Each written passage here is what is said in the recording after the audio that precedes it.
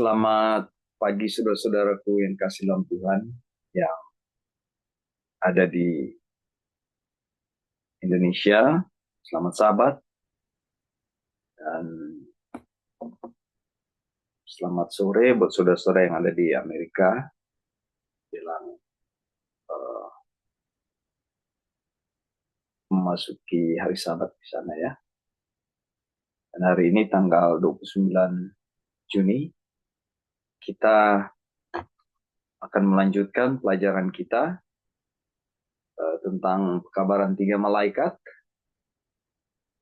Tentunya yang kita pelajari saat ini adalah pekabaran malaikat ketiga yang dibawakan oleh Brother Jones ya, dan sumber kita adalah dari General Conference Bulletin 1893.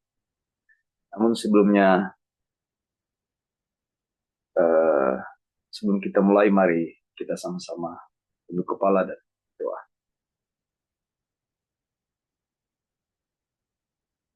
Bapa kekal yang semayam di dalam tata kerajaan surga, kami datang padamu di waktu ini, ucap syukur, banyak terima kasih atas segala rahmat, berkat, pemeliharaan dan pimpinan Tuhan yang jadi bagian kami. Saat ini Tuhan, kami terkumpul untuk belajar tentang bagaimana belas kasihan Tuhan, cinta Tuhan yang mau dinyatakan kepada kami. Begitu banyak cara yang Tuhan mau persembahkan bagi kami, dan Tuhan mau kami tahu. Sebab itu biarlah kami dituntun oleh Roh-Mu yang kudus untuk mengerti, memahami sedalam-dalamnya pelajaran ini, dan kiranya boleh jadi kekuatan dalam kehidupan kami, bertumbuh di dalam iman percaya, dan kiranya berkat dari surga menyertai masing-masing kami yang sedang tergabung dalam belajar ini. Biarlah jaringan internet baik adanya oleh karena kemurahan kebaikan Tuhan. Bapa di surga, menyerahkan Bible study pagi hari ini dalam tangan-Mu, dan biarlah kehendak-Mu yang jadi atas kami, di dalam nama anak-Mu Yesus Kristus, Tuhan dan Juru Selamat kami. Amin. Oke, baik saudara-saudara, kita akan melanjutkan pelajaran kita. Ya, kemarin sudah disampaikan oleh Brother Lowry, dan pada kesempatan ini kita akan melanjutkannya, di mana di dalam konteks ini, di dalam kutipannya kita sebut chapter ke-10 ya, di mana A.T. Jones menjadi pembicaranya, dan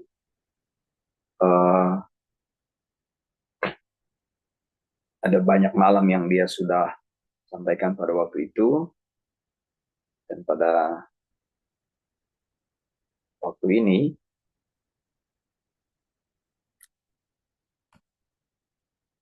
kita akan lanjutkannya lagi.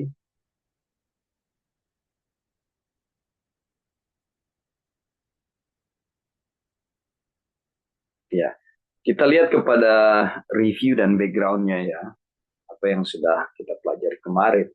Nah, tujuan utama kita untuk belajar pekabaran malaikat ketiga ini adalah kita akan mempelajari ulang pekabaran malaikat ketiga yang disampaikan oleh A.T. Jones tentang pembenaran oleh iman versi Katolik dan versi Protestan. Nah, untuk datang kepada pemahaman ini, ya, akan ada perbedaan tentang pembenaran oleh iman Katolik version dan Protestan version. Kita mengawali dengan mempelajari chapter 10 ini. Karena nanti sudah dijelaskan kemarin oleh Brother Lowry, ada chapter sebenarnya dia posisinya di chapter 12. Tapi urutannya ya, ada baiknya memang kita mulai dari 10, 11, dan kita akan masuk pada 12. Dan sumbernya tadi sudah dijelaskan, ini dari General Conference Daily Bulletin 1893, di mana ada pada saat itu meeting General Conference di Battle Creek, tanggal 27 Januari sampai 6 Maret 1893. Dan I.T. Jones salah satu pembicara. Di chapter 10 adalah khotbah yang disampaikan pada tanggal 9 Februari. Nah, catatan penting saudara-saudara, di chapter yang pertama, A.T. Jones ini menekankan akan pentingnya sikap kita saat belajar. Hendaknya lah seperti anak kecil yang tidak tahu apa-apa, mau menerima apa yang Tuhan ajarkan, yang tentunya akan dituntun oleh Tuhan. Ini sikap kita, saudara ya. Nah, apa yang sudah kita pelajari kemarin? Kita masuk kepada review ya. Ini di dalam Wahyu 3 ayat 10 sampai 20 ya. Maka aku menasihatkan engkau supaya engkau membeli daripadaku emas yang telah dimurnikan dalam api, agar engkau menjadi kaya, dan juga pakaian putih supaya engkau memakainya, agar jangan kelihatan ketelanjanganmu yang memalukan.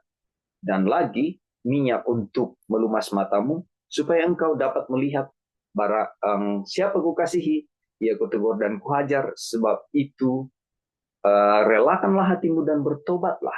Lihat, aku berdiri di muka pintu dan mengetuk. Jikalau ada orang yang mendengar suaraku dan membukakan pintu, aku akan masuk mendapatkannya dan aku makan bersama-sama dengan dia dan ia bersama-sama dengan aku. Saudara, ini Wahyu 3 ayat 18 sampai 20. Yang ini ya.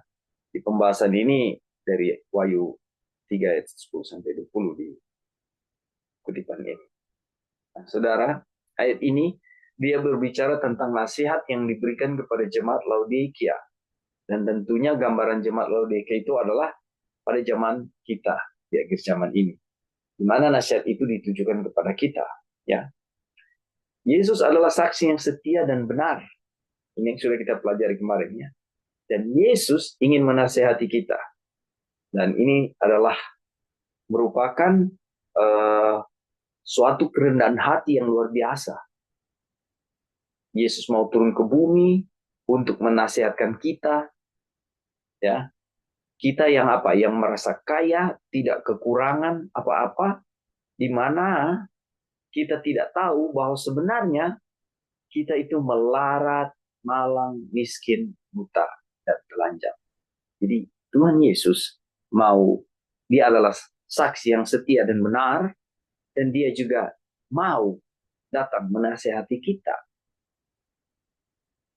Dan perbuatannya itu adalah satu kerendahan hati yang luar biasa. Ya.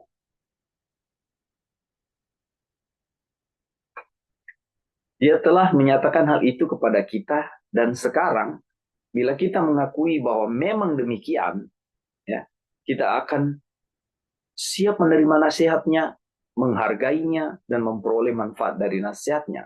Sebab hanya kepada orang-orang itulah ia nasihatkan.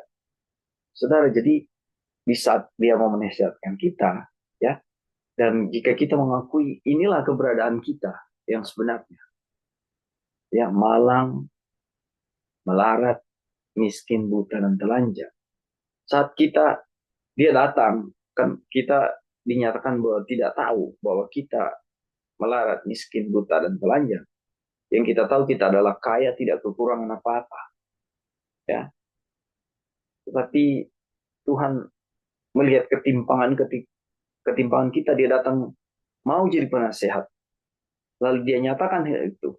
Nah, jika kita mengakui memang begitu keadaan kita, memang kita ini melarat, miskin, buta, dan telanjang, ya, maka kita akan siap menerima nasihatnya.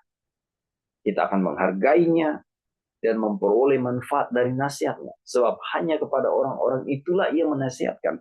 Saudara, dari kutipan 200.3 ini, saudara mau menyatakan bahwa ketika kita mau, ya, kepada orang-orang itulah ia menasihatkan.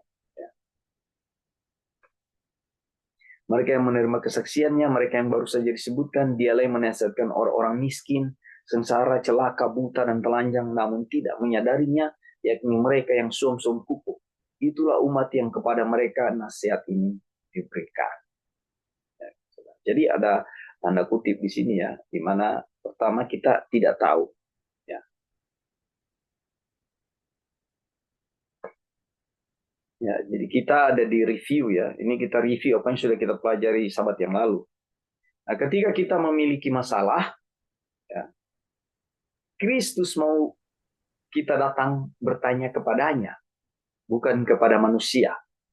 Ya, seringkali kita jika ada hal atau pertimbangan, kita akan minta nasihat kepada orang yang kita anggap lebih terhormat. Itu kecenderungan yang terjadi, saudara ya. Itu pengalaman-pengalaman masa lalu juga saya secara pribadi.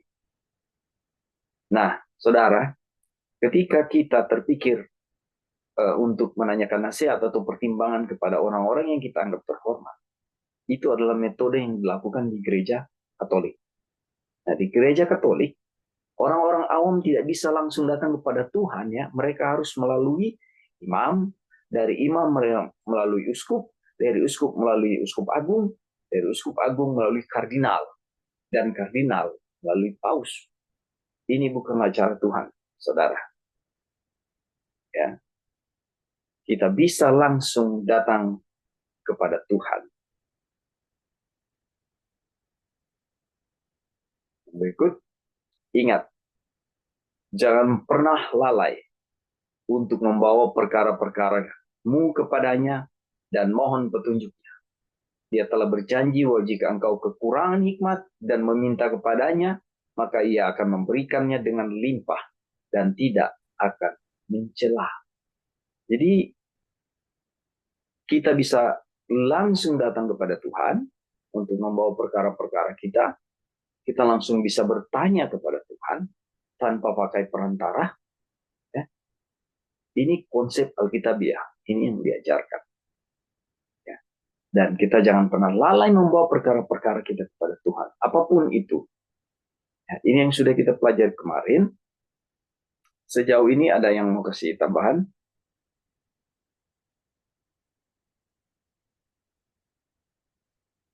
Baik, kalau belum, kita lihat ya. Karena demikianlah adanya, maka kita tidak bisa melangkah lebih jauh tanpa dia. Baiklah, dia adalah penasihat ajaib. Ya, aku menyertai engkau. Apa yang dia minta, apa yang dia bilang? Ya, dia adalah penasihat ajaib, ajaib dalam memberi nasihat dan unggul dalam pekerjaan. Dan dia berkata, aku menyertai engkau untuk memberi nasihat, aku menyertai engkau untuk melaksanakannya. Jadi, apa ya? Tuhan tidak sekedar memberikan nasihat tanpa solusi. Ya, ini konsep yang bisa kita lihat dari cara Tuhan. Tuhan memberikan nasihat, lalu dia juga menyertai kita. Sama dengan waktu dia memberikan hukum-hukumnya, ya, dia juga yang menolong kita untuk bisa menuruti hukum-hukum itu. Ini masih di review ya, yang sudah kita pelajari sahabat yang lalu. Nah, aku menasihatkan kau supaya engkau membeli daripadaku emas yang telah dimurnikan dalam api. Nah, ayat-ayat Alkitab lainnya selain bagian ini menunjukkan bahwa tidak ada yang akan memuaskan kita selain emas itu, yang tahan uji dalam api. Lalu untuk apakah hal ini? Bahwa ujian imanmu yang jauh lebih berharga daripada emas yang fana. Sekalipun diuji dengan api, iman kita harus tahan terhadap ujian itu seperti emas yang melewati api. Ini gambarannya. Jadi ketika kita memiliki iman itu akan melewati ujian, ya, digambarkan di ayat Alkitab bahwa akan diuji, ya. Dan dikatakan bahwa iman kita jauh lebih berharga daripada emas yang fana. Nah, di kutipan ini, lihatlah betapa besar perhatian manusia di dunia ini terhadap emas. Ya, saudara, kalau kita punya emas beberapa gram, kita akan jaga itu. Jangan hilang, atau apalagi dicuri orang. Itu kecil, ya. Nah, bagaimana dengan emas eh, yang berkilo-kilo, saudara? Wah, kita mungkin tidak bisa tidur untuk menjaganya, ya. Dan orang-orang di dunia ini banyak yang menimbun emas dalam jumlah besar. Dan bangunan-bangunan besar didirikan sebagai tempat penyimpanan emas. Nah, Eddie Jones bilang, izinkan saya berkata kepada saudara-saudara, ujian atas imanmu, betapapun lemahnya, adalah jauh lebih berharga di mata penasihat ajaib kita, lebih berharga di mata Allah. Ya, betapapun lemahnya, saudara-saudara. Jadi sedetail itu bahwa Tuhan memperhatikan kita sampai kepada kelemahan-kelemahan kita. Ya, betapapun lemahnya iman kita, dikatakan itu adalah jauh lebih berharga, ya, daripada emas permata yang tersimpan di semua brankas penyimpanan di bumi. Saudara, hal-hal yang kita anggap wow, berharga, Tuhan bandingkan dengan iman kita yang sekarat, ya, itu tidak ada nilainya. Di sini gambaran kasih yang luar biasa yang Tuhan mau tunjuk kepada kita. Ya. Nah, cara pandang Tuhan terhadap iman kita. Mengapa orang bersedih dengan iman mereka yang lemah? Oh, saya tidak tahu. Ya, ada, ya, kadang-kadang kita bilang, aduh, saya lemah iman, saudara. Ya. Kadang kita bilang, saya tidak punya iman. Ya. Tapi Tuhan berkata bahwa kamu sudah memilikinya. Dan saya katakan, Jones bilang, bersyukurlah kepadanya atas apa yang Anda miliki. Saya tidak peduli seberapa kecil iman itu, sekalipun hanya sebesar biji sesawi. Bersyukurlah seukuran bahwa Anda memilikinya. Dan bersyukurlah bahwa itu lebih berharga di matanya daripada semua emas dan kekayaan di dunia ini. Saudara lihat nilai iman, bagaimana Tuhan memandang iman kita, mau kecil, mau sekarat, atau lemah, itu sangat berharga di matanya. Dibandingkan dengan kekayaan yang ada di dunia ini. Itu pertimbangan, ukuran yang Tuhan kasih. Oke, sejauh ini ada mau memberikan tambahan atau sanggahan? Ini kita ada di review, ya, yang sudah kita pelajari kemarin. Review dari chapter 10 dari Bulletin, General Conference Bulletin 1893. Baik, kalau belum ada kita terus. Engkau tidak perlu mempertanyakan apakah engkau memiliki iman atau tidak. Tuhan mengatakan bahwa engkau memilikinya, dan itu berarti memang demikian adanya. Ya, kadang kita terpaku dengan keadaan dan situasi itu. Saya tidak punya iman. Saya tidak memiliki iman. Tuhan bilang ada. Jadi apakah benar jika kita meratapi dan terus-menerus mempertanyakan apakah kita memiliki iman atau tidak? Ya, saudara, tidak demikian. Tuhan telah menanamkan iman dalam setiap hati manusia yang lahir ke dunia ini, melalui terang yang menerangi setiap orang yang datang ke dalam dunia. Jika setiap orang menggunakan iman yang dimilikinya, dia tidak akan pernah kekurangan iman. Tetapi jika ia tidak menggunakannya, iman memilikinya, bagaimana mungkin dia akan memperoleh lebih banyak? Saudara, dalam kutipan ini, 202 paragraf 6 ini mau bilang bahwa iman itu melalui proses pengujian, iman itu harus digunakan sehingga dia, apa bahasa yang tepat saudara, bertumbuh ya. Sehingga dia lebih banyak, lebih besar. Ya. Coba saudara bayangkan ketika saudara dulu mengalami masalah-masalah ujian iman, ya, ujian iman, saudara mengalami masalah-masalah, contoh ya, kehidupan sehari-hari, ketika Anda tidak punya uang atau mungkin tidak punya makanan, ya. Tetapi saudara memiliki, let's say, marilah bilang saudara atau saya memiliki iman yang sekarat, iman yang kecil, iman yang sepertinya tidak berpengharapan, yang dimana di kutipan di atas tadi sudah bilang bahwa itu berharga di mata Tuhan, yang lebih berharga dari apapun, emas, perak atau mutiara yang ada di dunia ini. Iman yang sekecil itu pun itu berharga di mata Tuhan. Mari kita dramatisir sedikit bahasanya.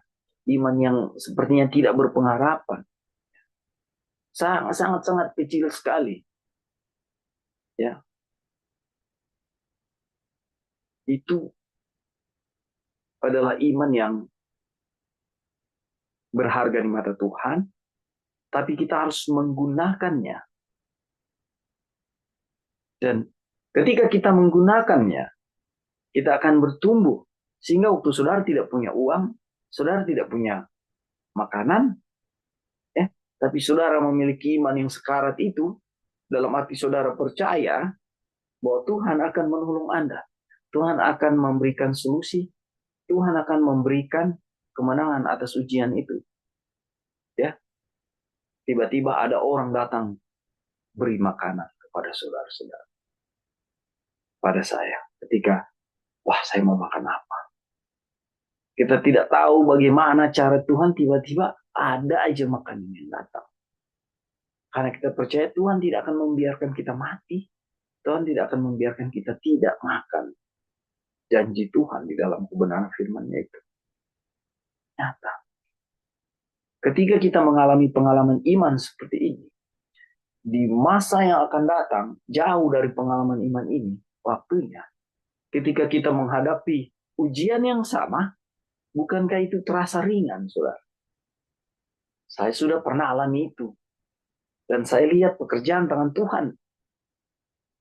Saya lihat bagaimana Tuhan bekerja. Ya, dan saya lebih dikuatkan lagi, diyakinkan lagi bahwa dulu Tuhan pernah tolong saya tidak makan. Tidak mungkin hari ini Tuhan tidak tolong saya tidak makan. Ya. Jadi apa yang sudah pernah kita lewati melalui iman itu akan terlihat kecil. Artinya iman kita sedang bertumbuh.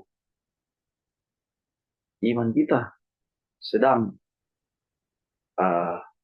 istilahnya progresnya naik. Ya. Oleh karena banyak ujian-ujian iman, kita dimurnikan. Inilah proses pemurnian melalui api yang membuat kita memiliki iman yang teguh. Oke, ada yang mau kasih tambahan di review ini? Atau apa yang sudah kita bahas? Silakan, saudara. Oke. Ya. Kalau Kak bisa dengar? Bisa, silakan. Setuju. Oke. Ya, baiklah, selamat pagi teman-teman semua yang ada di Indonesia. Sahabat. Jadi kan dibilang di sini kita semua memiliki iman kan.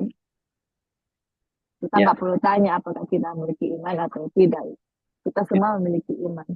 Jadi mungkin kita bertanya bagaimana kita bisa memiliki iman begitu. Apakah orang ateis juga memiliki iman? Apakah orang yang tidak percaya kepada Tuhan juga memiliki iman?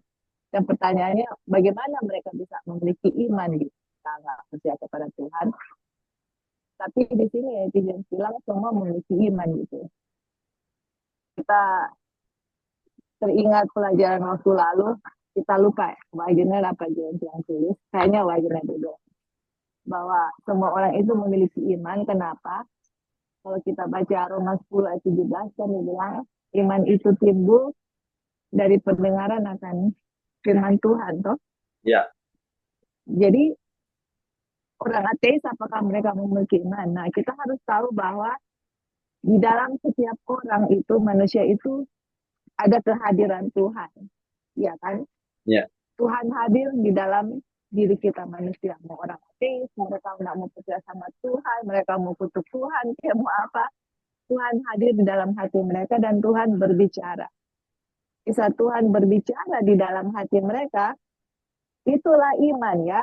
Iman itu adalah timbul dari pendengaran akan firman Tuhan. Jadi waktu lalu kan orang kita sudah pernah diskusi mengenai Tuhan itu tidak hadir gitu. Kalau kita berdosa Tuhan itu nggak ada di kita gitu. Itu ya, sebenarnya itu nggak benar ya, karena manusia berdosa pun, orang ateis pun, Tuhan itu hadir di dalam diri kita manusia. Dan buktinya adalah semua orang punya iman, dan iman itu timbul dari mendengarkan firman Tuhan. Jadi dalam diri kita itu Tuhan berbicara ya, berbicara dan kita mendengar suara Tuhan. Nah itulah di saat itu, waktu Tuhan berbicara, kita mendengar suara Tuhan, itulah iman Tuhan berikan kepada masing-masing. Bedanya itu adalah ada orang yang mau menerima suara Tuhan dan mengikutinya, ada orang yang tidak mau menerima suara Tuhan dan tidak mengikutinya. Bedanya hanya itu. Tapi semua orang kehadiran Tuhan itu ada, makanya semua orang mempunyai iman seperti itu. Dan kemudian kita lihat perjalanan bangsa Israel, contoh ya, untuk masuk tanah Kanaan. Jadi Tuhan berbicara kan, oh kamu misalnya harus melewati lautan merah gitu.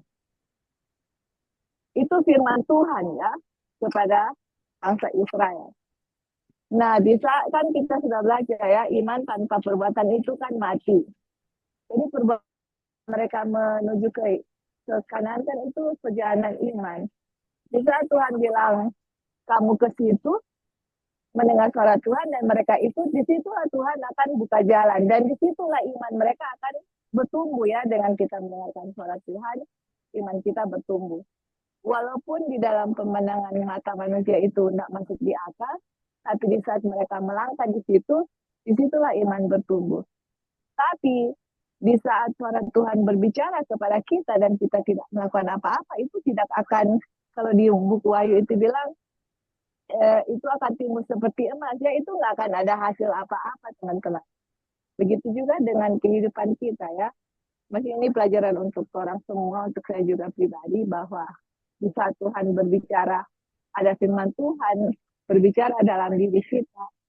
Di saat kita melangkah, itulah iman kita itu diuji.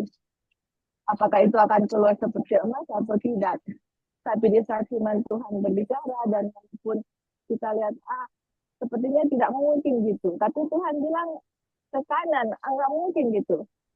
Nah, disitulah di saat saya tidak mengikuti akan firman Tuhan, itu nggak akan ada worknya ya, istilahnya iman itu akan mati gitu. Tetapi Tuhan akan berbicara selama pintu kasihan kita masih terbuka, istilahnya sama kan kita belajar mengenai Harun ya, lebih dia menolak suara Tuhan, lebih lebih lama itu suara Tuhan itu nggak sensitif lagi sama dia, seperti itu. Nah begitu juga dengan orang, saat Tuhan berbicara dia itu sensitif sama suara Tuhan, tapi saat kita menolak, lama-lama itu kita nggak akan sensitif lagi dengan Tuhan akan berbicara kepada kita. Nah disitulah Tuhan berbicara dan kita tidak melakukan. Nah itu kita lebih lama kita akan kehilangan, kita punya rasa sensitif akan firman Tuhan. Dan lama-lama kita udah nggak mau lagi. Maksudnya apa yang Tuhan bilang itu udah nggak ada, orang nggak ada bilang nggak ada efek lagi di orang gitu.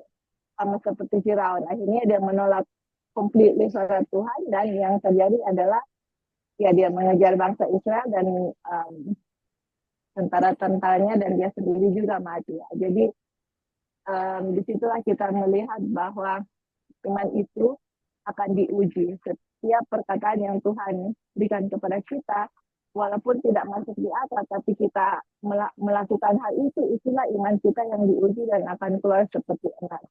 Dan kalau kita tidak melakukan apa-apa, ya tidak akan terjadi apa-apa ya sama kita. Dan lebih lama yang tadi saya bilang ya, suara Tuhan itu tidak akan sensitif lagi kita dengar. Jadi kalau orang mau bertanya apakah orang ateis punya iman, apakah orang yang tidak mengenal Tuhan punya iman, jawabannya iya. Kenapa? Karena setiap manusia itu Tuhan hadir dalam setiap manusia dan berbicara kepada manusia, walaupun orang ateis ya, karena walaupun dia ateis, di dalam hatinya yang paling dalam itu tidak tidak total menolak Tuhan ya. Tuhan itu terus berbicara kepada mereka karena Tuhan juga mau untuk menyelamatkan orang-orang ateis sekalipun gitu. Sama seperti Firaun kan dia, siapa Tuhan? Saya nggak tahu Tuhan. Tuhan mau menyelamatkan Firaun sebenarnya. Tapi di saat mereka menolak, ya gitu, Tuhan nggak pernah bisa paksa, oh kamu harus dengan saya, kamu harus ikut saya. Enggak, itu adalah kebebasan kita manusia untuk menerima firman Tuhan atau tidak. Mungkin itu aja Kak Tinggi. Ya, terima kasih Sister Joy. Jadi yang sempat disampaikan barusan, ingat ya saudara-saudara, dosa yang tidak dapat diampuni adalah dosa yang mendukakan Roh Kudus. Di mana ketika kita sering mengabaikan banyak bisikan-bisikan Roh Kudus atau tuntunan Tuhan melalui Roh Kudus, ya, itu akan membuat pada akhirnya kita hilang kepekaan. Benar yang tadi disampaikan oleh Sister Joy. Itu yang terjadi. Dan kalau kita sudah ada di tahap ini, bagaimana iman kita akan bisa bertumbuh? Sementara ujian akan kita hadapi itu lebih banyak, ya, lebih hari lebih banyak. Di mana ini prosesnya akan memurnikan iman kita, ya, sehingga tahan uji. Nah, kalau kita gagal terus menerus kita gagal, ya, penyebabnya adalah karena kita sering mengabaikan, ya, kita tidak peka lagi bisikan-bisikan Roh Kudus itu, yang mana menuntun kita untuk sebagai kekuatan bagi kita untuk terus berjalan terus di dalam pertumbuhan iman. Ada yang mau tambahkan yang lain, saudara-saudara? Kita masih ada di posisi review ini ya, review yang sudah kita pelajari kemarin, sahabat yang lalu. Halo. Ya, silakan, Brother Ebing. Ya, baik. Terima kasih. Selamat sahabat untuk teman-teman yang di Indonesia. Sahabat. Jadi, iman itu mirip apa ya? Otot ya, mirip otot tangan ya. Ya, otot lah dalam tubuh kita yang kalau dilatih itu akan jadi kuat ya.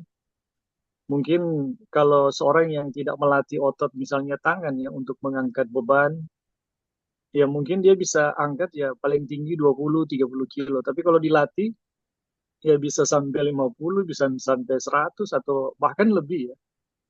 Nah, kayak itu ya, otot itu sudah ada di dalam tubuh kita. Tapi lemah dan bagaimana itu digunakan ya, bagaimana itu dilatih gitu. Dan iman juga itu sama ya. Ketika iman itu sudah ada pada kita, tapi kalau itu sering digunakan, itu akan semakin kuat dia. Dan sama seperti ya yang Sister Joy sudah bilang tadi, bahwa semua orang punya iman. Bahkan orang ateis dan orang ragu-ragu pun sebenarnya punya iman. Teman-teman mau percaya atau tidak, itu sebenarnya iman. Kenapa orang ragu maupun ateis, sebenarnya itu dua fenomena yang sama. Mereka mempercayai sesuatu selain Tuhan. Ya, kalau ragu-ragu mereka mungkin mempercayai diri mereka yang terbatas, orang lain yang terbatas, gitu, jalan yang tidak terlalu jelas. Tapi sebenarnya ketika mereka ragu-ragu, mereka ada di dalam dua kepercayaan gitu. Makanya jadi ragu-ragu. Kalau orang ateis, mereka justru percaya dengan pendapat mereka sendiri. Mereka sangat percaya, sangat beriman pada pendapat mereka sendiri ya. Jadi mau ateis, mau ragu-ragu sama. Itu adalah satu sikap mempercayai sesuatu selain Tuhan. Nah, Iman yang dahsyat ya, iman yang sering melakukan mujizat, sebenarnya adalah iman yang sama yang Tuhan berikan kepada semua orang. Paulus tidak lebih istimewa ya saudara-saudara dari apa ya, saudara-saudara yang hadir di sini gitu. Semua kita sama. Iman itu sama ya. Tuhan yang memberkati Paulus, yang menyertai dia dengan keajaiban, itu adalah Tuhan yang sama gitu. Keajaiban dan kedahsyatan atau pemberkatan yang Tuhan buat kepada Rasul Paulus itu bukan karena iman Paulus, saudara-saudara. Itu Tuhan yang sama gitu. Itu Tuhan, dan Tuhan yang sama yang bekerja ya untuk setiap orang gitu. Cuma masalahnya bagaimana Rasul Paulus mengenal siapa Tuhan itu nggak sama dengan kita mengenal Tuhan gitu ya. Kita lahir besar di dalam kesalahan, dibentuk di dalam kesalahan, sehingga iman itu nggak sepenuhnya bisa bisa apa ya, diekspresikan seperti Rasul Paulus gitu. Nah, teman-teman, mungkin ini yang kita perlu pahami, bahwa sebenarnya iman itu ada, tapi yang membuat dia tidak maksimal karena ada beberapa kepercayaan ya, seperti yang kita sudah pelajari dulu ya. Bisa saja ketergantungan kita kepada orang lain ya. Bisa saja ketergantungan kita pada diri sendiri, pada pendapat diri sendiri. Atau seperti kepada contohnya Abraham ya, dia melihat keadaannya, dia mendengarkan pendapat istrinya, dia melihat keadaannya yang sudah tua, sudah lemah, dia tidak bersandar sepenuhnya pada firman Tuhan. Nah, apakah Abraham punya iman? Punya, cuma hal-hal yang pendapat selain Tuhan. Nah, nggak akan ada yang namanya iman yang lemah. Dan ini yang apa ya? Ini yang perlu kita pahami sehingga tidak ada yang mengatakan, saya belum, iman saya kok belum belum seperti dia gitu, iman saya belum sekuat dia. Nggak ada itu, teman-teman. Yang benar adalah ketika kita dalam kondisi seperti itu, kita sebenarnya sedang mempercayai sesuatu yang bukan Tuhan, ya. Nggak sepenuhnya percaya gitu sama Tuhan, atau sedang mempercayai sesuatu yang bukan Tuhan gitu. Sehingga kita nggak sama seperti Paulus misalnya, kita nggak seperti Elia misalnya. Karena ya kita menyandarkan iman kita pada pada keterbatasan-keterbatasan. Kenapa Elia itu begitu dahsyat? Kenapa Paulus itu begitu dahsyat? Ya mereka sandarkan semuanya kepercayaannya pada Tuhan gitu. Makanya hasil-hasilnya dahsyat semua gitu. Nah, ini yang mungkin kita perlu pelajari ya, sehingga iman itu bisa keluar sepenuhnya gitu. Makanya bagi kita ya teman-teman, sangat penting bagi kita untuk memasukkan di dalam pikiran kita ya hanya firman Tuhan gitu, hanya firman Tuhan dan kebenaran. Nah, kalau dia bercampur dengan yang lain-lain, itulah yang menyebabkan keraguan, bahkan kalau titik paling ekstrim itu adalah ateis ya. Tapi itu adalah tetap satu fenomena yang menyatakan semua orang punya iman. Oke, mungkin itu aja. Terima kasih. Baik, terima kasih Brother Edwin. Jadi itulah iman, saudara-saudaranya. Sudah dijelaskan tadi ya. Saya juga waktu Brother Edwin bicara tentang ateis ya, saya teringat sahabat-sahabat saya ateis, orang-orang asing itu, waktu kami bicara, ya, mereka sangat menyangkal adanya Tuhan. Ya. Dan banyak pertanyaan-pertanyaan yang memang seakan-akan mereka sangat benar, bahwa Tuhan itu tidak ada.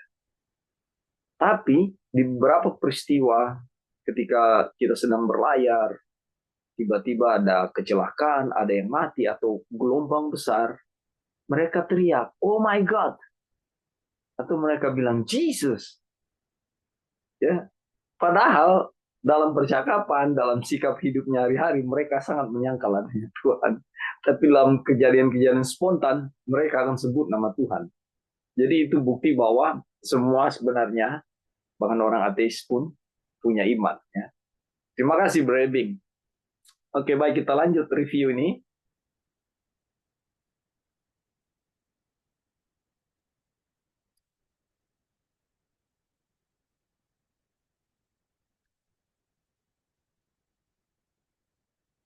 Maaf, saudara ini.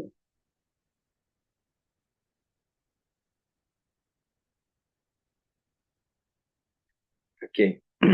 Jadi kita memiliki iman, bukan? Nah, ini percakapan ya. Di kutipan di pembahasan kemarin, ini percakapan sorry, maaf. A.T. Jones menyampaikan khotbah, dan dalam khotbahnya itu dia berbicara, dia melakukan tanya jawab dengan audiens, ya. Sehingga saudara-saudara akan lihat di sini ya. Nah, jadi kita memiliki iman, bukan? Dan ujian atas imanmu adalah lebih berharga daripada semua emas yang pernah ada di dunia. Jadi saudara-saudara, Tuhan memandang ya, sesuai apa yang A.T. Jones jelaskan kepada kita, setiap ujian iman yang saudara dan saya alami lebih berharga dari semua emas yang pernah ada di dunia, atau apapun itu yang kita sebut berharga dalam konteks dunia. Jadi jangan lupa bahwa ujian atas iman yang kita miliki, ya, seberapa kecil pun itu adalah lebih berharga di mata Tuhan daripada seluruh emas di mata manusia. Penekanannya ya, saudara. Tadi Beredin sudah tekankan ya. Nggak ada itu bilang, oh iman saya, iman kecil, imanmu lebih besar. Atau penilaian-penilaian yang seperti itu. Ya. Apapun keadaan kita dalam iman kita, tadi saya menggambarkan dengan bahasa yang lebih ekstrim adalah iman yang sekarat pun itu sangat berharga di mata Tuhan. Dalam 1 Petrus 4 ayat 12, Tuhan datang dan menasihati kita, ya. Janganlah kamu heran, ya, atau merasa asing. Jadi ketika kita menghadapi nyala api pencobaan, kita tidak akan bertemu dengan seorang asing. Ya. Kita akan sudah mengenalnya. Tadi saya kasih contoh, ya, waktu di masa lalu kita ada pengalaman hidup di mana kehidupan sehari-hari, ya, pengalaman sehari-hari tidak punya uang atau tidak ada makanan, apalagi waktu ada di rantau, saudara-saudara, nggak ada uang, nggak ada makanan, ya. Tapi kita memiliki iman yang sekarat, gambaran yang saya berikan tadi sebagai contoh saja, ya, atau iman yang sangat kecil, dan percaya dengan iman itu ya, yang kita miliki, seberapapun ukurannya, kita percaya bahwa Tuhan akan membiarkan saya mati, saudara. Nah ini kan ujian iman. Lalu kita lewati itu, dalam arti kita dapat kemenangan dengan iman yang sekecil itu. Kita tiba-tiba ada orang datang bawa makanan, ya. Tiba-tiba ada orang yang memberikan support uang kepada kita di saat kita sekarat seperti itu. Oleh karena kita memiliki iman, kita percaya Tuhan tidak akan membiarkan. Kita mungkin tidak berdoa, Tuhan berikan saya uang, Tuhan berikan saya makanan. Mungkin kita tidak berdoa seperti itu kepada Tuhan, tapi dalam hati, jiwa, pikiran kita percaya bahwa Tuhan tidak akan biarkan saya mati. Itulah iman. Ya.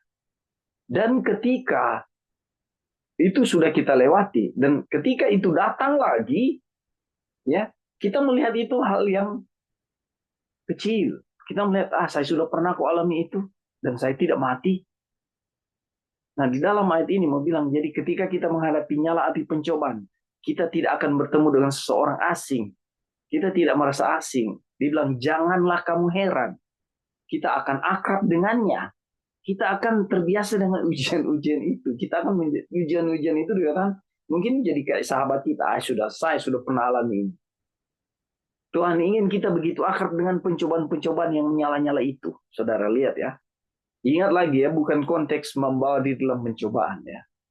Tuhan mau kita akrab dengan ujian-ujian itu, sehingga betapapun mendadaknya kita menghadapinya, kita bisa berkata, baiklah, senang bertemu denganmu Tuhan. Aku mengenalmu, silakan masuk. Jadi kalau ada ujian, bahasa sederhananya, Tuhan mau kita seperti ini. Welcome ujian. Oh silakan datang, saya sudah tahu kamu, saya sudah kenal kamu, saya sudah pernah alami kamu. Ini yang bisa diterjemahkan dari ayat ini. Kita tidak seharusnya menghadapi dan memperlakukan pencobaan sebagai orang asing. Kita nggak kayak, loh kok datang lagi? Aduh kok ujian lagi? Aduh gimana sih? Lalu kita panik, ketakutan, stres. Ya, Tuhan mau kita bersahabat dengannya. Bukan hanya itu, kita bahkan harus menyebut mereka sebagai penolong dalam perjalanan menuju Sion. Wow, saudara lihat ya. 1 Petrus 4 ayat 12. Dia bilang bahwa ini sahabat kita. Ini yang menolong kita Artinya dalam konteks membentuk kita menjadi murni. Ujian-ujian inilah dikatakan sebagai sahabat buat kita. Perhatikan nasihat. Mengapa kita harus menganggap sebagai suatu sukacita ketika kita jatuh ke dalam berbagai pencobaan? Karena dia telah ada di sana sebelumnya. Ya, Yesus maksudnya ya. Dia telah menghadapi semua cobaan. Dia telah menghadapi setiap godaan sampai pada tingkat yang paling dalam. Dia telah melewati semua hal itu untuk kita. Lalu dia kembali dan berkata kepada kita, aku akan melewati semuanya itu bersamamu. Jaminan Tuhan, saudara. Oh, betapa baiknya dia. Dia tidak meminta kita untuk mencobanya sendiri. Ya, Tuhan nggak bilang, udah kamu jalani sendiri. Ya, tidak. Dia datang dan berkata, aku akan berjalan bersamamu melalui semua pencobaan itu. Ketika ada ujian yang sedang kita hadapi, Tuhan ada bersama-sama dengan kita. Yang menjadi masalah, saudara percaya nggak Tuhan ada sama-sama dengan kita? Dari kutipan ini kita belajar, dari ayat ini kita belajar. Saudara, Tuhan akan berjalan bersama dengan kita di dalam ujian-ujian yang kita hadapi. Bukankah ini suatu satu kekuatan buat kita, saudara-saudara. Puji Tuhan. Dia akan berjalan bersama kita. Inilah sebabnya mengapa kita tidak boleh menganggap pencobaan-pencobaan itu sebagai sesuatu yang asing. Ya. Kita harus bersuka cita. Ya mungkin kalau lagi ada duka cita, ada kedukaan, mungkin kita nggak bisa bersuka cita. Tapi orang-orang yang dibentuk melalui setiap ujian, ya, akan memandang kematian atau duka yang dialami duka cita itu adalah sebuah perpisahan sementara, dan kita akan bertemu lagi. Ya, sehingga dia tidak menangis seperti yang ayat bilang, jangan menangis seperti orang yang tidak pernah mengenal Tuhan. Ya, banting-banting diri di tanah, melukai diri, berteriak, menangis histeris, seakan-akan dunia sudah selesai. Bukan ini cara Tuhan, saudara. Puji Tuhan. Ada yang mau kasih tambahan, saudara? Kita masih di review ya, yang kita pelajari sahabat yang lalu. Baik, kalau belum ada, kita lanjut. Ya, itu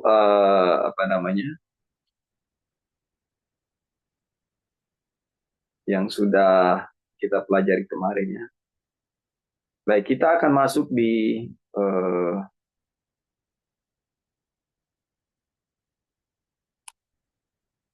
pelajaran kita saat ini.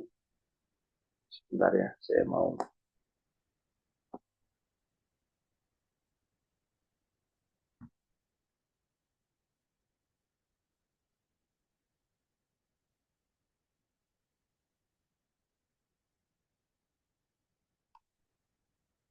Saudara-saudara bisa lihat ini? Bisa lihat screen share? Share screen saya, maaf.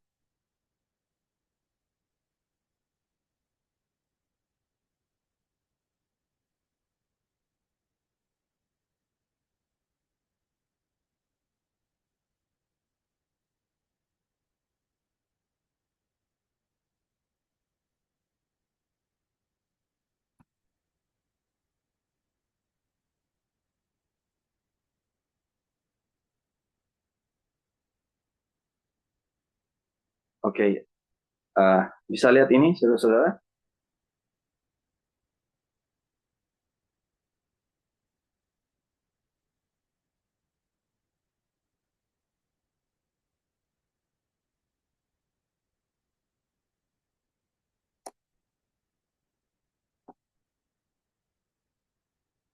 Ya, bisa lihat ya? Halo? Ada yang dengar saya?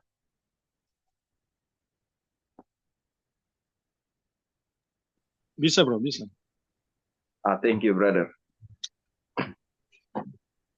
Oke, tadi review yang sudah kita pelajari kemarin. Sekarang kita masuk di pembahasan hari ini ya. Sepertinya eh, chapter 10 ini akan selesai besok ya. Kalau lihat dari waktu. Oke, baik, kita lanjut ya. Sekali lagi ini khotbah yang Eti John sampaikan dan ada audiens, jadi ada tanya jawab antara mereka.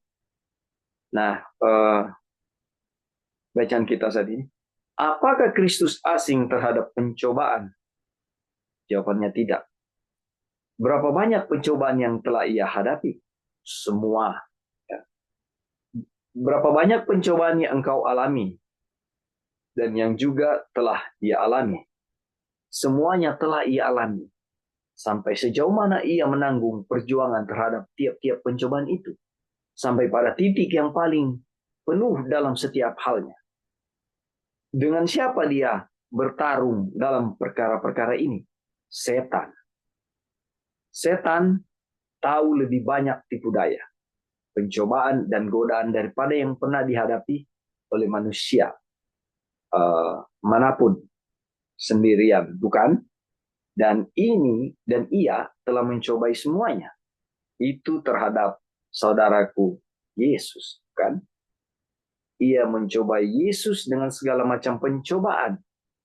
Nah, sampai sejauh mana usahanya ia kerahkan dalam tiap-tiap pencobaan terhadap Yesus sampai batas maksimalnya. Saudara, kita tahu ujian-ujian melalui Alkitab yang sudah kita pelajari ya. Memang luar biasa. Tiga ujian yang Tuhan kita Yesus alami. Waktu dia dari pengasingan berpuasa selama 40 hari. Ya. Di saat lapar-laparnya sebagai manusia. Ya. Itu bukan gampang, saudara. Contoh, di saat saya kelaparan, saya tidak akan lama-lama lihat makanan di hadapan saya. Saya langsung akan habisi itu dengan lahap. Kelaparan, men. Padahal saya tidak berpuasa. Dan Yesus berpuasa. Ujian pertama yang dihadapi, batu jadi roti. Bisa nggak ini jadi roti dan kamu makan? Itu memang setan, dari kutipan yang kita lihat, dia maksimal untuk dia melakukan serangan-serangan, ujian-ujian kepada kita, kepada Yesus. Jadi nggak ada apa istilahnya takaran-takaran. Dan kita bayangkan kalau kita ada di posisi Tuhan Yesus pada waktu itu, diuji. Dan kalau kita tidak istilahnya bergantung.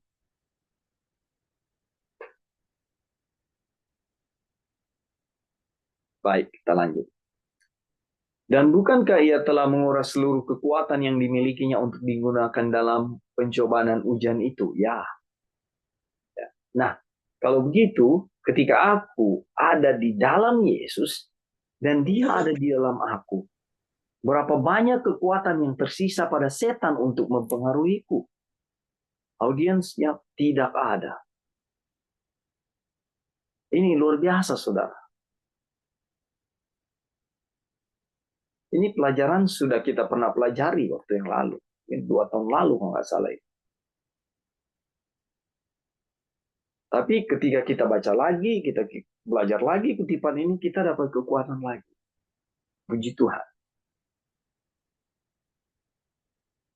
Jadi itu Jones bilang, jadi kalau saudara ada di dalam Yesus, saya ada di dalam Yesus.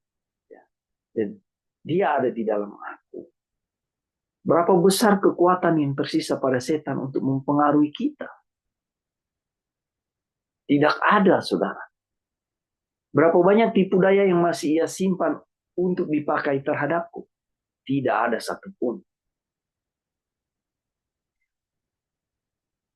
Dari kutipan ini, tidak heran bagaimana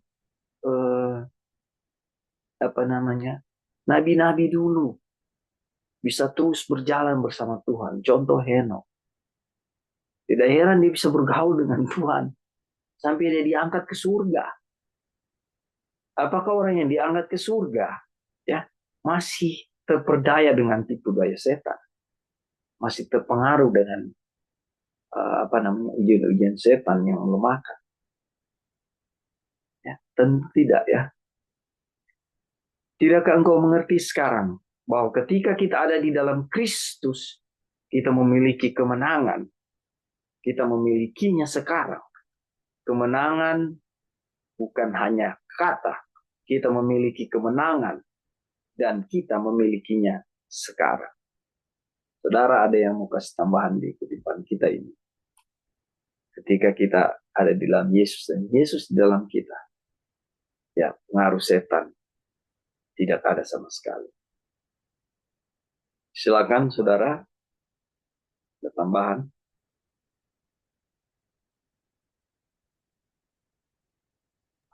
Halo Kak Ya, bisa dengar? bisa. Silakan.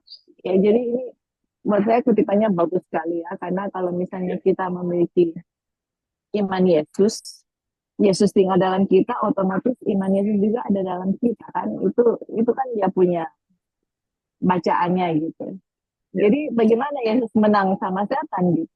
Ya itu dengan menggunakan firman Tuhan, dan kalau kemenangan Yesus kita terima itu ada dalam diri kita, itu ujian setan itu sama seperti Yesus menang, kita juga akan menang gitu. Tapi kenapa ya itulah yang kita jatuh, karena itu Tuhan Yesus mau masuk ke dalam kita, Tuhan Yesus mau tinggal dalam kita, imannya dia mau berikan kepada kita, tapi kita nggak mau menerima iman itu, kita menolak Kristus. Jadi itulah um, apa namanya kejatuhan kita, karena Kristus itu kita tidak mau menerima, kita menolak Kristus, makanya di ayat 3 itu kan terus mengetuk terus gitu ya diri kita. Kita terus menolak Tuhan Yesus, makanya iman kita itu yang tadi Eding bilang ya, kalau digunakan sama seperti otot atau dalam Wahyu 3 itu akan timbul seperti emas, tapi realitanya keadaan jemaat Laodikia tidak seperti itu. Jadi kalau kita mau menerima Kristus saja, menerima imannya dalam diri kita, imannya Yesus ada dalam diri kita, kemenangan Kristus juga akan. Oke Kak, itu aja. Thank you. Baik. Terima kasih tambahannya, Mr. Joy. Ada yang lain, saudara-saudara?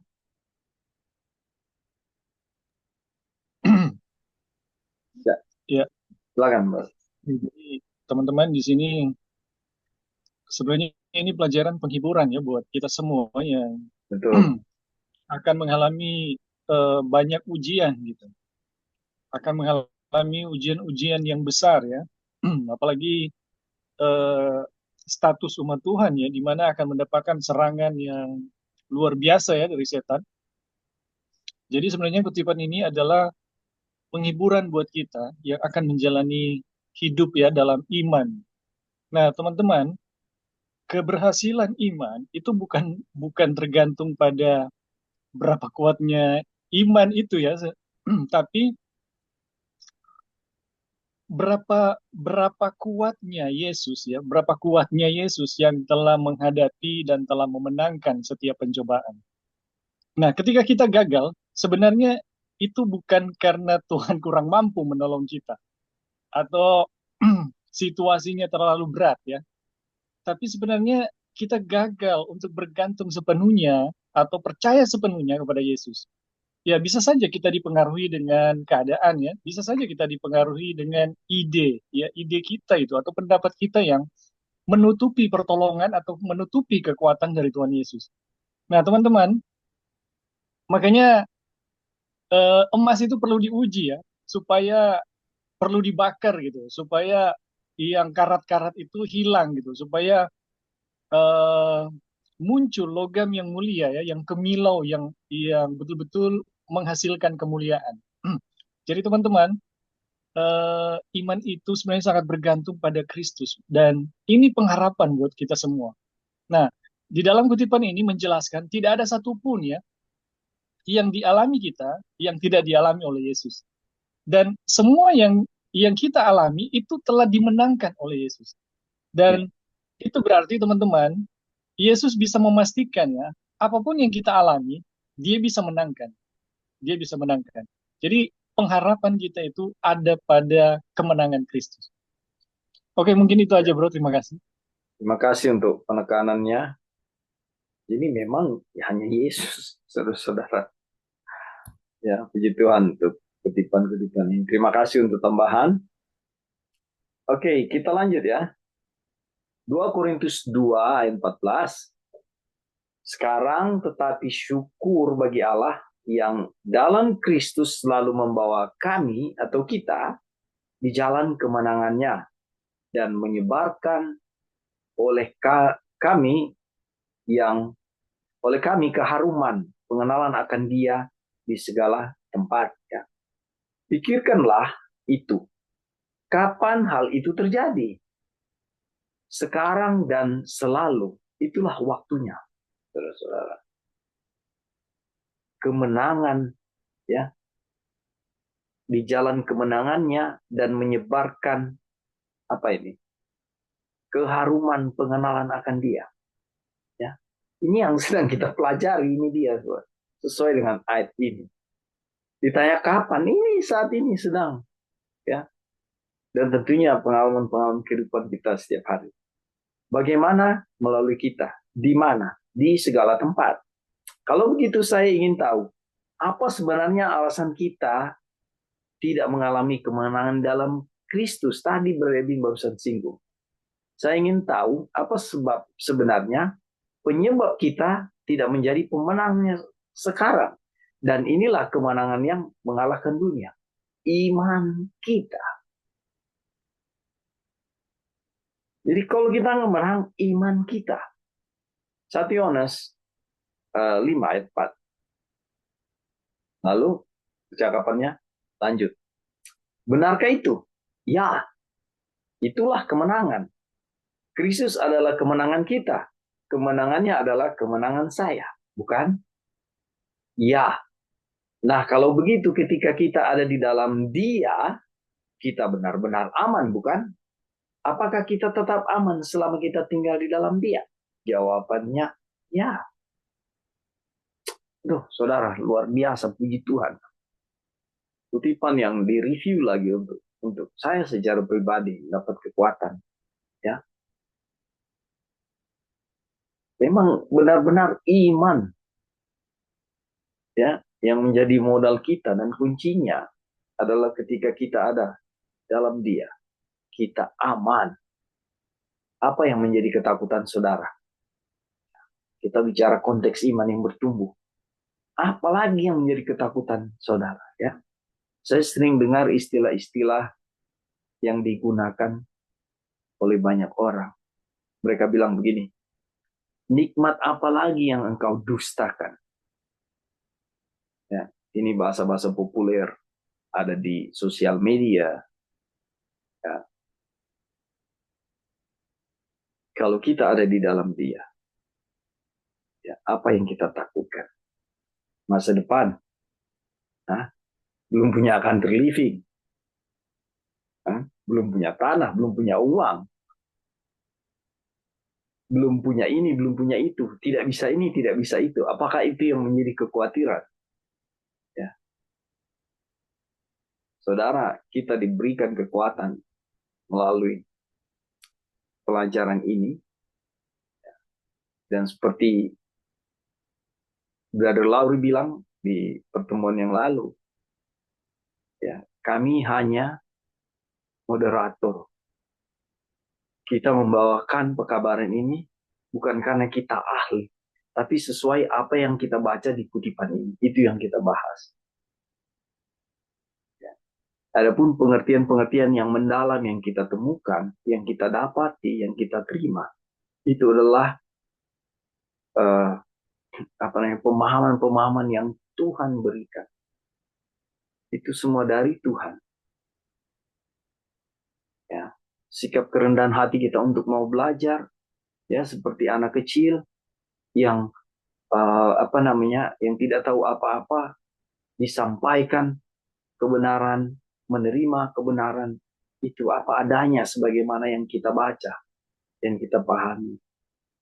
Adapun proses akan pemahaman yang lebih dalam, itu proses yang Tuhan akan buat bagi kita. Dan itulah hal yang bisa kita juga sebut iman. Ya. Sekali lagi kami berdiri di sini bukan sebagai yang ahli tentang pembenaran oleh iman atau pekabaran malaikat ketiga atau pekabaran 3 malaikat. Kita hanyalah moderator menyampaikan dan kita sama-sama boleh melihat kebenaran Tuhan ini. Saudara dapat berkat, saya pun sendiri yang menyampaikannya dapat kekuatan dan berkat. Ya, sungguh baik Tuhan. Terpujilah nama Tuhan. Ya. Kita lanjut. Tidakkah engkau ingat jauh di masa lalu mereka memiliki kota-kota perlindungan ketika terjadi suatu kecelakaan, seperti ketika sebuah kapak terlepas dari gagangnya dan mengenai seorang hingga meninggal, dan ada orang lain di situ sebagai sahabatnya yang menyaksikan. Ia mungkin tidak sempat berpikir secara bijak, melainkan langsung tersulut amarah dan berusaha membalas dendam saat itu juga. Apa yang harus dilakukan oleh orang yang menyebabkan kematian itu? Ya. Kalau ada satu peristiwa, saudara, ya, dan saya secara tidak sengaja menyebabkan seseorang kehilangan nyawanya, apa yang harus saya lakukan? Ya. Dan orang lain yang menyaksikan, ya, seperti kutipan kita lihat di sini, mungkin tidak bijaksana langsung emosi, dia langsung membalas dendam, mungkin dia langsung akan membunuh saya. Lalu saya yang menyebabkan orang mati itu, apa yang saya buat? Ia harus segera lari sekuat tenaga menuju kota perlindungan. Ya, daripada saya mati konyol. Saudara lihat banyak peristiwa kecelakaan, ya, ketika ada tabrakan, ya, ada banyak sopir ketika terjadi ketabrakan, ya, tanpa dia sempat melihat orangnya mati atau tidak, dia langsung lari. Saya ingat kejadian di Munte 3 atau 4 tahun lalu, ya. Seorang bapak-bapak yang mengendarai kendaraan motor, ya, di dalam ditanjakan dan ada truk membawa bahan bakar yang gandengannya panjang berapa ribu liter itu. Di tikungan bapak itu nyalip, dia karena dia juga baru belajar bawa kendaraannya juga masih baru, dia masuk di gandengan kedua di ban, dan dia ada di antara, di belakang sekali itu ada 4 ban, ya, dua di belakang sebelah juga ada dua, jadi ada 8 ban. Nah, bapak itu masuk di tengah-tengah, motornya udah hancur dan dia ada di antara 4 ban itu dalam posisi perut yang hancur, saudara, sudah hancur perutnya. Dan pada saat itu ketika orang-orang datang pada kejadian itu, mereka cari sopir sudah tidak ada. Sopir sudah lari. Ini kutipan yang kita lihat di sini sama gambarannya. Jadi ketika saya menyebabkan orang mati dalam saat keadaan yang kesempatan yang pertama juga, saya harus melarikan diri kepada apa di sini katakan kota perlindungan, dan mungkin orang yang hendak membalas dendam juga mengejar saya sekuat tenaga. Ya, mungkin mereka kejar saya. Tapi jika ia berhasil masuk ke kota perlindungan, lalu bagaimana? Jadi maksudnya waktu saya bisa lari masuk ke kota perlindungan atau tempat yang aman seperti sopir itu, dia lari ke kantor polisi, saudara. Ya, saya akan aman. Nah, dan orang itu tidak bisa menyentuhnya. Jadi yang mengejar ini nggak akan bisa mencelakakan saya. Mereka tidak akan bisa balas dendam. Dan saya ada di posisi aman. Saya benar-benar bebas. Tetapi bagaimana jika saya keluar dari tempat perlindungan itu? Ya, sama pastinya jika ia keluar dan orang lain itu menemukannya. Jadi kalau mungkin saya sudah masuk, lari kantor polisi atau ke sebuah tempat, ya, yang mereka cari-cari tidak dapat. Lalu saya pikir mereka sudah pergi, saya keluar dari situ. Mereka akan mendapati saya dan mereka akan membunuh, mungkin membunuh saya. Dikatakan di sini darahnya menjadi tanggung jawabnya sendiri. Ia bertanggung jawab. Jadi kalau saya sudah datang kepada kota perlindungan, ya, saya aman. Tapi saya keluar dari kota perlindungan itu, darah saya yang tanggung sendiri. Tetapi kalau saya masih ada di dalam kota perlindungan itu, ya, saya akan aman. Dan dia harus tinggal di sana sampai imam besar meninggal. Ketika imam besar itu meninggal, orang itu menjadi benar-benar bebas. Saudara, ini kiasan menceritakan tentang ketika Yesus mati, mengorbankan nyawanya. Orang itu menjadi benar-benar bebas. Ia bisa pergi kemana saja dan orang itu tidak bisa menyentuhnya sama sekali. Tidak peduli seberapa besar keinginannya. Setan tidak bisa menjangkau kita karena Kristus sudah mati. Kayu salib. Ada yang mau kasih tambahan, saudara-saudara?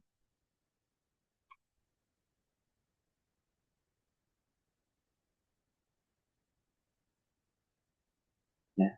Tempat perlindungan kita lari. Ini kasus ya yang Eti coba bawakan dan bagaimana ya cerita ini bisa jadi gambaran buat kita. Baik, kalau belum ada tambahan kita lihat selanjutnya ya. Berbicara tentang Abraham, dikatakan supaya oleh dua kenyataan yang tidak berubah-ubah tentang mana Allah tidak mungkin berdusta, kita yang mencari perlindungan, Ibrani 6:18, kita telah berbuat jahat, kita telah berdosa. Apa upah dosa? Maut. Ya, maut. Lalu siapa yang mengejar kita? Maut. Siapa yang memegang kuasa maut? Setan. Maka siapa yang mengejar kita? Setan. Dan kita lari mencari perlindungan untuk memegang pengharapan yang diletakkan di hadapan kita. Di mana pengharapan itu? Di dalam Kristus. Siapa perlindungan saudara dan saya? Ya, di dalam Kristus. Siapa kota perlindungan kita? Kristus. Siapa musuh kita? Setan atau maut. Nah, kalau kita berada di dalam Kristus, perlindungan kita, dapatkah setan menyentuh kita? Tidak bisa. Bagaimana kamu tahu firman Tuhan mengatakan demikian? Bagaimana jika kita keluar sebelum imamnya meninggal? Bagaimana? Setan ya bisa dan akan menyerang kita. Dan darah kita akan tertanggung atas kita sendiri. Jika kita keluar sebelum imam berakhir, kita tidak punya perlindungan dan ia akan menangkap kita. Seandainya orang itu tinggal di kota perlindungan selama 10 atau 15 tahun, apakah ia akan menjadi cukup kuat musuhnya? Untuk bukankah menghadapi ia sudah mendapatkan banyak pengalaman di sana. Dan karena itu, ia bisa berkata, sekarang aku cukup kuat. Aku tidak takut lagi seperti musuh. Sekarang aku bisa keluar. Aku bisa keluar sekarang. Aku baik-baik saja. Orang itu pun pasti sudah pergi dan melupakan semuanya. Tetapi, apakah ia benar-benar mampu menghadapi musuh? Tidak, saudara-saudara. Ini gambaran yang saya bilang di pertama. Ya. Bahwa kalau kita sudah pernah mengalami sesuatu, pengalaman, contoh tadi yang saya kasih gambaran bahwa tidak punya makanan. Ya. Lalu pada ujian berikut, ya, kita sudah tahu bahwa saya sudah pernah alami ini. Ya. Tidak mungkin Tuhan tidak mungkin Tuhan tidak akan membiarkan saya mati karena tidak makan. Tidak mungkin. Tuhan pasti akan tolong saya. Kebanggaan itu, saudara, pemahaman itu bukanlah menjadi kebanggaan kita. Tidak bisa kita bermegah-megah dalam itu. Karena kita tidak bisa di dalam kekuatan itu. benar-benar mampu menghadapi musuh. Walaupun ujian yang sudah pernah kita alami. Ya, tidak, saudara. Benar-benar ya kita mampu menghadapi musuh. Tidak. Di manakah satu-satunya tempat ia sanggup menghadapi musuhnya? Di dalam kota. Ya. Dan di dalam kota itu, apakah ia harus menghadapi musuhnya sendiri? Suara atau audiens bilang kota yang menghadapinya. Ya. Jadi kalau kita di dalam musuh, di dalam kota, perlindungan, lalu ada musuh datang. Bukan kita sendiri yang akan menghadapi musuh, tapi kota. Ya. Tembok kota itulah yang menghadapi musuh. Perisai iman yang memadamkan semua panah api si jahat. Perisai iman itu adalah Yesus Kristus. Dan dialah tembok kota perlindungan kita. Panah-panah api dari musuh tidak bisa menembusnya sama sekali. Baik, saudara. Ini kutipan kita terakhir. Ya, dari sambungan chapter 10. Kira-kira ada yang mau kasih tambahan, masukan sebelum kita tutup?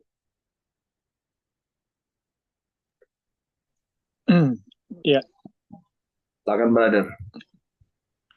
ya, jadi teman-teman, kutipan ini sekali lagi ya memberi juga pengharapan dan kekuatan buat kita yang mendapatkan ya serangan, mendapatkan pencobaan gitu.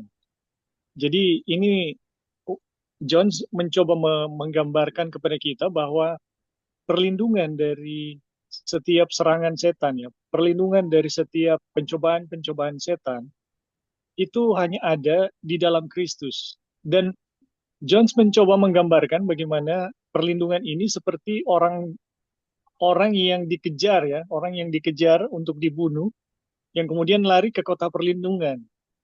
Ya. Dan ini ada ya dalam tradisi bangsa Israel, ada satu kota yang disebut kota perlindungan. Kalau sudah masuk situ, sudah tidak, orang yang mengejarnya sudah tidak bisa lagi gitu untuk mengejarnya. Nah, teman-teman, ini menjadi satu pengharapan ya dan kekuatan bagi kita bagaimana baik dalam apa ya, dalam tipologi Alkitab ya dari bangsa Israel maupun dari apa yang John jelaskan. Ini mau menjelaskan bagaimana Yesus ya sebagai kota perlindungan ya.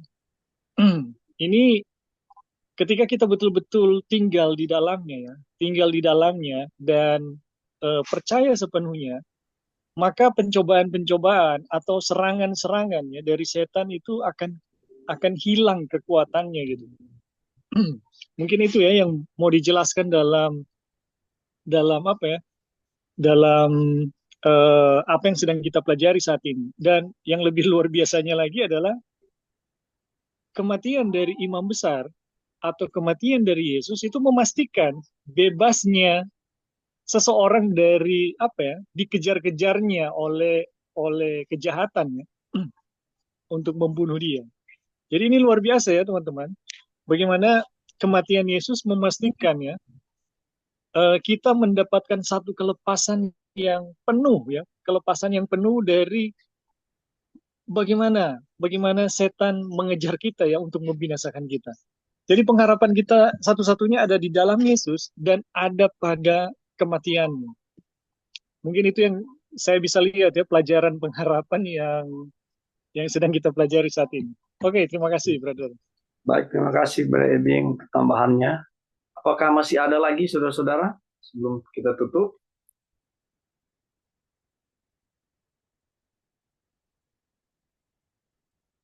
Baik, kalau belum ada, ya baik. Jadi benar tadi penekanannya oleh Brother Ebing, di mana ada kota perlindungan, saudara-saudara, dan kalau kita masuk di dalamnya, kita aman. Ya, dan saudara-saudara sudah mengerti, ya, perisai iman kita, ya, yang memadamkan semua panah api si jahat, perisai iman itu adalah Yesus Kristus. Ya, berpujilah nama Tuhan. Biarlah apa yang sama-sama kita pelajari saat ini boleh memberikan kekuatan kepada kita.